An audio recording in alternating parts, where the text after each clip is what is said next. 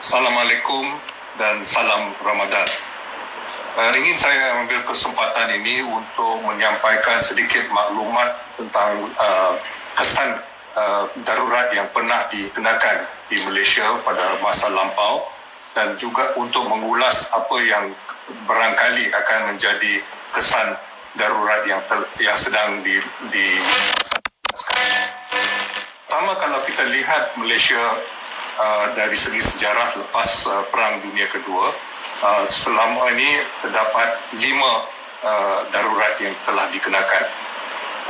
Yang pertama itu adalah dari tahun 48 dan kita harus ingat bahawa itu dikenakan oleh pihak British kerana gerakan kemerdekaan yang dipimpin oleh pekemam waktu itu, iaitu Parti Kebangsaan Melayu Melaya, dan telah mengutarakan perlembagaan rakyatnya. Dan kita dapati bahawa darurat dikenakan setelah 6,000 lebih pemuda Melayu dalam api Angkatan Pemuda Insaf telah tangkap dan ditahan tanpa bicara, dan kemudiannya kita dapati bahawa darurat telah dikenakan. Ini adalah jelas untuk mengekalkan Malaya sebagai tanah jajahan yang amat penting pada waktu itu.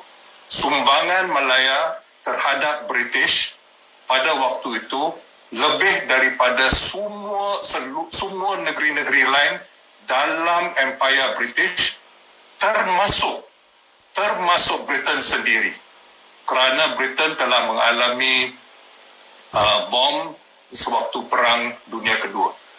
Dan kita dapati bahawa waktu itu harga timah, harga getah amat tinggi akibat daripada Perang Korea yang sudah mula pada waktu itu. Jadi bagi British, darurat pertama itu amat penting untuk menjaga kepentingannya. Walaupun telah ditunjukkan bahawa dasar-dasar British berat sebelah kepada kepentingan perladangan dan memudaratkan nasib pekebun kecil di seluruh tanah air pada waktu itu. Jadi kesan darurat itu telah melemahkan lagi apa yang sedang berlaku di kebun-kebun kecil di seluruh pada waktu itu. Saya boleh bincang dengan panjang lebar, tetapi kita masuk dah suntuk. Jadi ingin saya terus kepada darurat yang kedua yang dikenakan pada tahun 64 sewaktu konfrontasi dengan Indonesia. Sebenarnya kalau kita lihat darurat itu secara sepintas lalu, itu Malaysia itu dibentukkan pada waktu itu untuk menjaga kepentingan pihak British yang mempunyai beberapa wilayah tanah-tanah jajahannya di rantau Asia Tenggara, dan semuanya dimasukkan dalam Malaysia yang ditentang oleh pihak lain, terutama sekali jiran kita pada waktu itu, iaitu Indonesia dan juga Filipina. Dan kita dapati bahawa waktu darurat itu, malah waktu darurat yang pertama, Parlimen yang telah dipilih pada tahun 59, Parlimen yang dipilih pada tahun 64 terus bersidang. Ya, tidak ada alasan darurat untuk Parlimen tidak bersidang.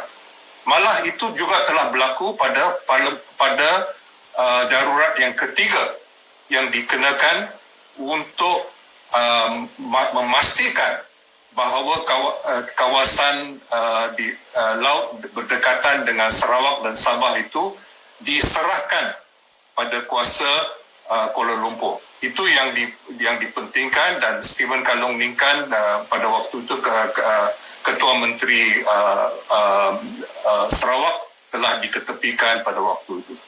Darurat yang keempat, seperti kita semua sedia maklum, berlaku pada tahun Mei 69 setelah pilihan raya.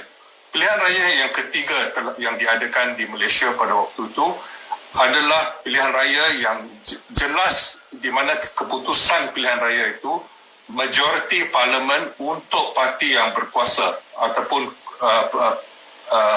pakatan yang berkuasa pada waktu itu yang dinamakan perikatan, ya, perikatan tidak dapat majoriti daripada undi rakyat Malaysia lagi. Tetapi dengan cara-caranya yang tersendiri, dia dapat berkuasa di banyak negeri dan juga pada peringkat nasional. Ya. Dan itu kali pertama parlimen digantung. Tetapi sebaik saja keadaan dapat dikawal dan beberapa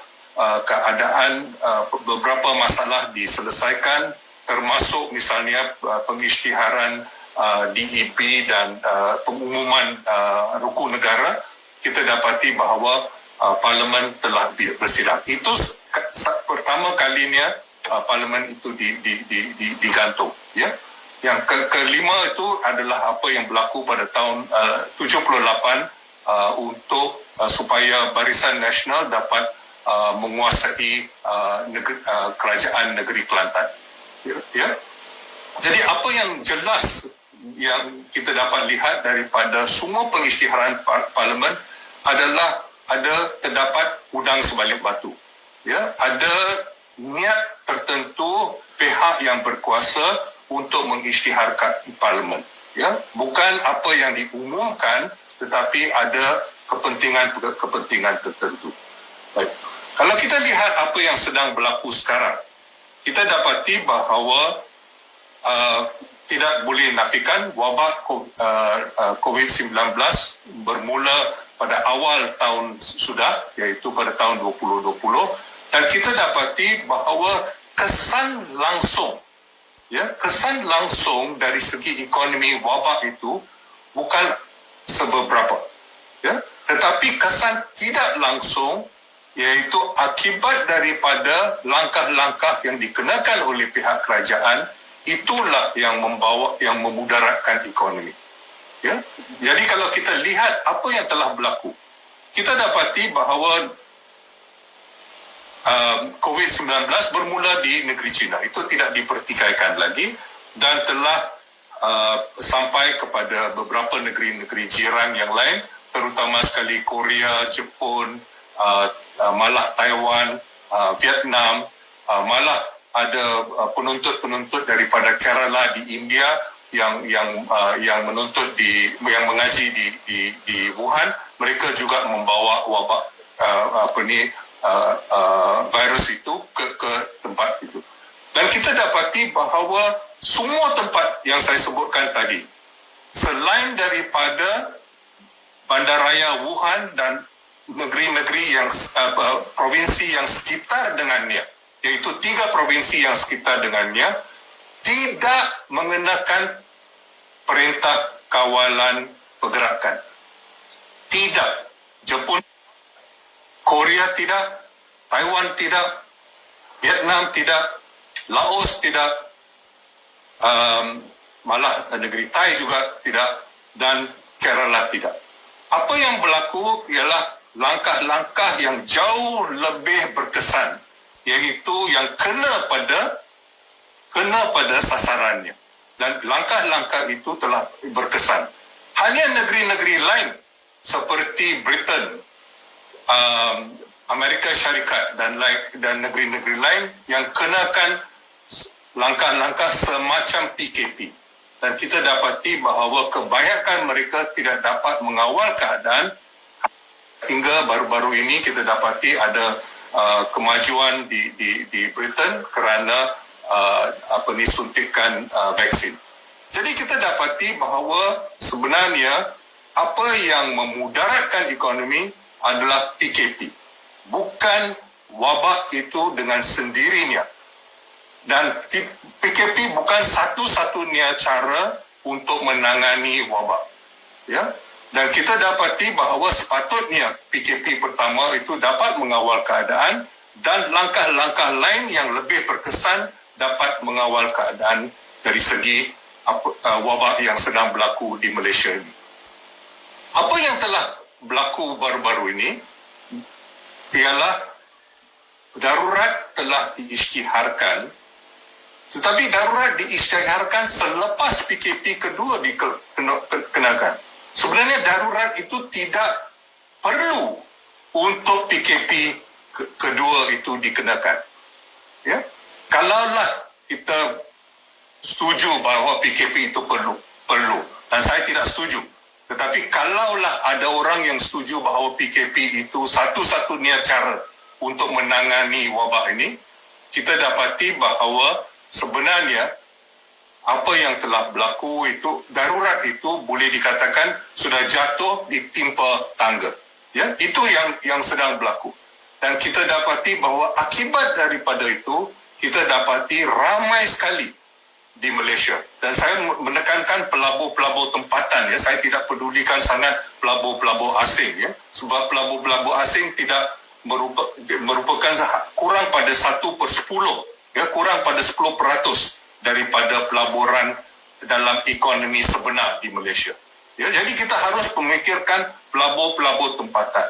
Tapi dalam keadaan semacam ini, dan seperti juga pada waktu-waktu yang lepas, kita dapati bahawa keyakinan para pelabur terhadap keadaan ekonomi itu amat tipis, boleh dikatakan telah tergugat akibat daripada darurat yang tidak perlu yang telah dikenakan.